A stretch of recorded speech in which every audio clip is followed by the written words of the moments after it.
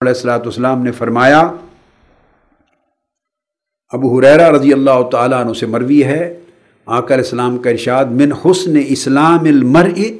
ترکہ ما لا یعنیہ، اسلام کے حسن اسلام کا حصہ یہ ہے کہ جو چیز بے مقصد ہے اس کو چھوڑ دے، اور سب سے قبل کلام جو لغو ہے، باطل ہے، بے مقصد ہے، اس کو چھوڑ دے، جو ہم روز مرہ مجالس میں بیٹھ کے لغو کلام کرتے ہیں۔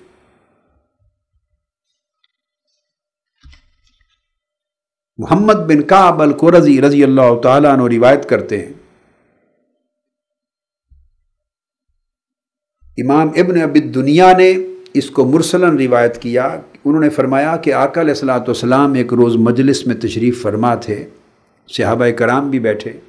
آقا علیہ السلام نے ایک دروازے کی طرف اشارہ کیا، فرمایا ان اول من يدخل من هذا الباب رجل من اہل الجنہ، سب سے پہلا شخص جو اس دروازے سے اندر داخل ہوگا، صحابہ کرام سے فرمایا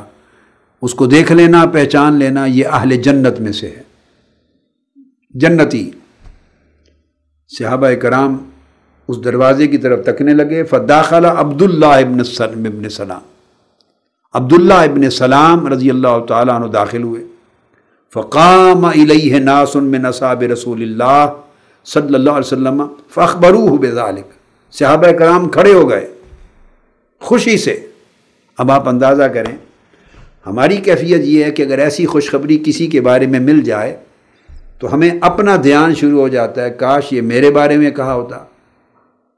یہ اہل جنت ڈکلیئر ہو گیا، کاش میں ہوتا، میرا بھی حق تھا، میں نظر انداز ہو گیا۔ ہمارے تو دل کا عالم یہاں تک ہوتا ہے کہ اگر بالفرض سہون میں کسی کا نام نہ لوں، نظر آ رہے ہیں لوگ، اب ہزارہ لوگ بیٹھے ہیں، ہر ایک کا نام تو نہیں لے سکتا، بعض اوقات گزرتے گزرتے کئی نام رہ جاتے ہیں، تو بعید نہیں ہے کہ وہ بھی دل میں ملال آتا ہو کہ سب کا نام لیا ہے، میرا نہیں لیا، پتہ نہیں مجھ سے ناراض ہیں، یہ نظر انداز کر دیا ہے۔ یہ وہ خرابیاں ہیں جن کی اصلاح یہاں کرنے کی ضرورت ہے، بلکہ جس کا نام نہ لیا جائے وہ خوش ہو کہ میرا نام نہیں لیا، اس کا مطلب ہے میں نگاہ میں ہوں، زبان پر نہیں آیا تو مطلب ہے میں نگاہ میں ہوں۔ اپنے نام کو مٹا دینا اور نام و نمود کا دھیان نہ کرنا، یہ مقصود روحانیت اور مقصود تربیت ہے۔ صحابہ کرام اٹھ کھڑے ہوئے، اس کی طرف جا کر عبداللہ ابن سلام رضی اللہ تعالیٰ عنہ کو مبارکباد دی، خبر دی خوشی سے کہ آقا علیہ الصلوۃ والسلام نے آپ کے بارے میں یہ خبر سنائی ہے، اور پھر انہوں نے پوچھا کہ ہمیں یہ بتا دیں کہ وہ کون سا خاص عمل ہے جو آپ انجام دیتے ہیں، کون سا خاص عمل ہے جو آپ انجام دیتے ہیں،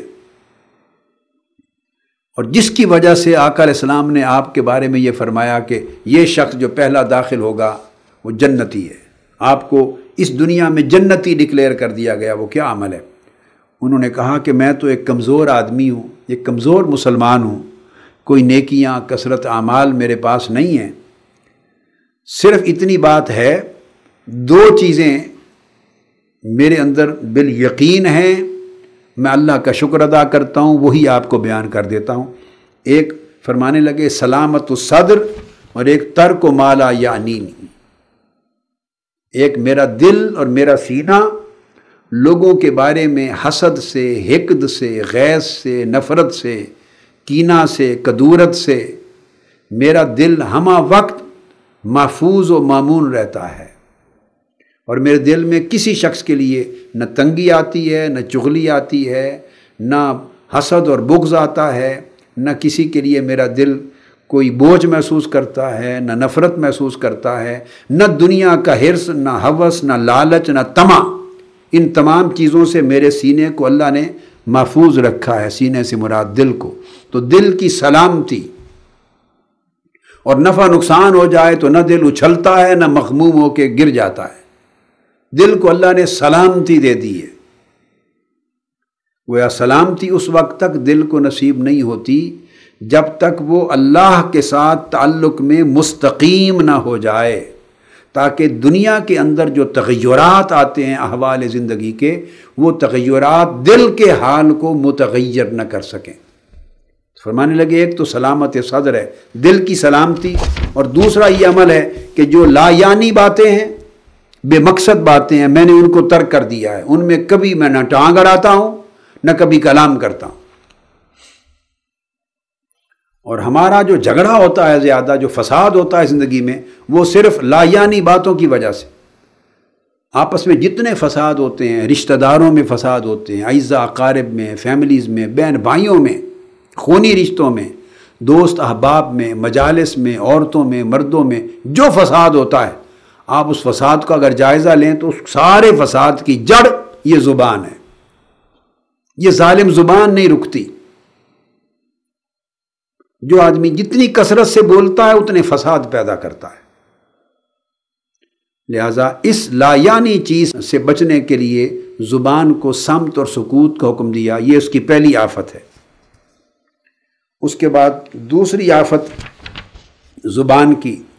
جس کا تذکرہ امام غزالی رحمۃ اللہ تعالی علیہ نے کیا، وہ فرمایا کہ دوسری آفت یہ ہے کہ انسان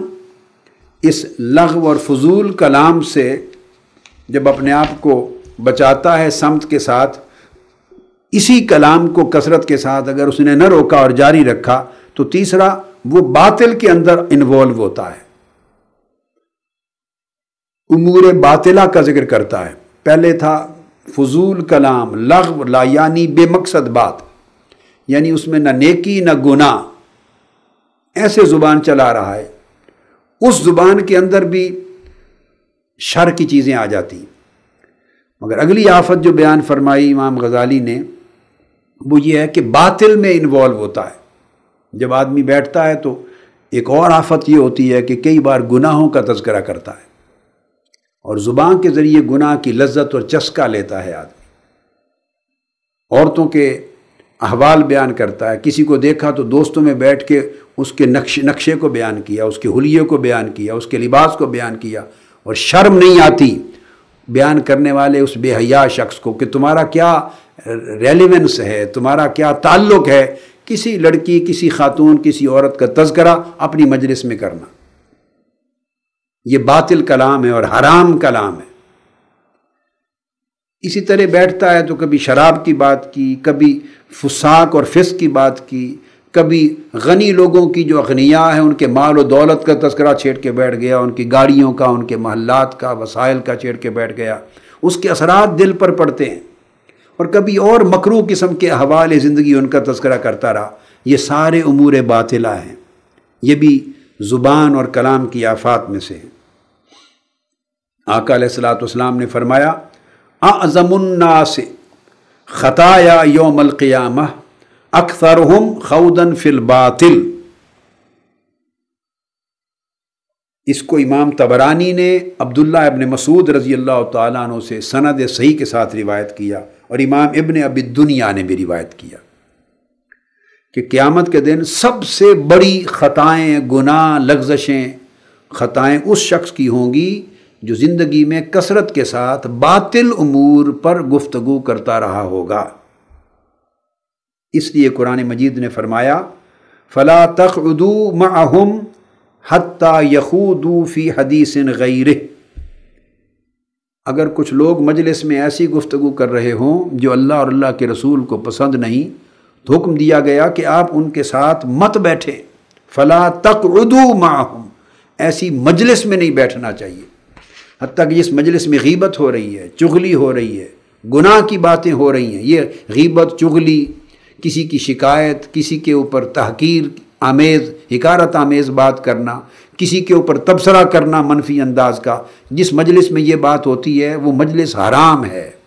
وہ کلام حرام ہے، اس مجلس میں بیٹھنا بھی حرام ہے۔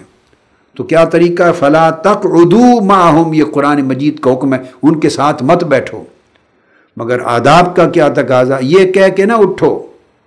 کہ آپ تو حرام گفتگو میں مصروف ہیں، غیبت کر رہے ہیں، یہ نیرا گناہ ہے، میں آپ کے ساتھ نہیں بیٹھتا یا میں آپ کے ساتھ نہیں بیٹھتی، یہ نہ کہیں۔ اس میں عجب اور کبر آ جائے گا، تکبر آ جائے گا۔ بس کوئی بہانہ بنا لیں کہ میں ذرا میں اجازت لیتا ہوں، میں نے کسی کام کے لیے جانا ہے، بس کوئی کام اپنے ذہن میں رکھ لیں، اس کے لیے چلی جائیں۔ معذرت کر کے، یا خاموشی سے کچھ کہے بغیر اٹھ کے چلے جائیں، چہرے پر ایسے شکن بھی نہ دکھائیں، یہ بھی آداب میں سے ہے اور اخلاق میں سے ہے، مگر اٹھ جائیں، اپنے کان بھی آپ کے اس گناہ کی بات کو نہ سنیں۔ یہ سورہ النساء میں ہے۔ اس کے بعد اگلی آفت جو ہے زبان کی چوتھی، وہ ہے میرا اور جدال۔ میرا اور جدال یہ تکرار ہے، دوسرے کی بات کو کاٹنا، اس کو میرا کہتے ہیں، اور جدال جدل ہے، تکرار کرنا، مجادلہ کرنا، بحث و مناظرہ کرنا، دوسرے کے ساتھ بلا وجہ ہم تکرار کرتے ہیں۔ ایک چیز پر تکرار مقصود ہی نہیں ہوتا۔ مجلس میں بعض اوقات تعجب ہوتا ہے کہ ایک موضوع پر کچھ لوگ، 2 آدمی 4 آدمی بیٹھ کر ایک دوسرے سے جھگڑا کر رہے ہیں، تکرار کر رہے ہیں، بحث دے رہے ہیں، اور میں نے دیکھا ہے، اپنی آنکھوں سے دیکھا، اتنے زور زور سے بولتے ہیں رگیں پھول جاتی ہیں۔ جو